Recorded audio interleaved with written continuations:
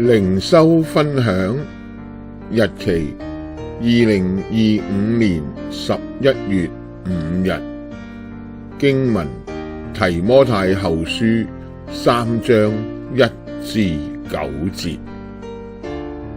使徒保羅提醒提摩太，喺末世嘅時候，人會專愛自己同埋錢財，悖逆父母，唔願意同人和解，有敬虔嘅外貌，卻係背離咗敬虔嘅實意。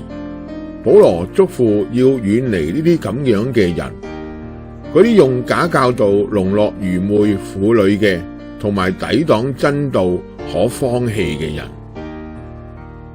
今日有啲教會亦出現好似使徒保羅所描述類似嘅人，無疑神願意萬人得救，唔願意一人沉淪。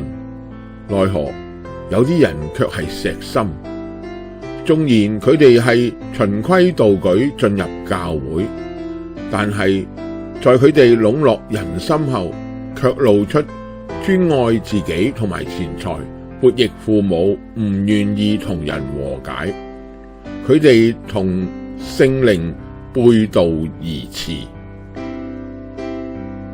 在真道上受教的，要把一切美好的東西與施教的人分享，不要自欺。上帝是輕慢不得的，因為人種的是什麼，收的也是什麼。順着肉體撒種的，必從肉體收敗壞；順着聖靈撒種的，必從聖靈收永生。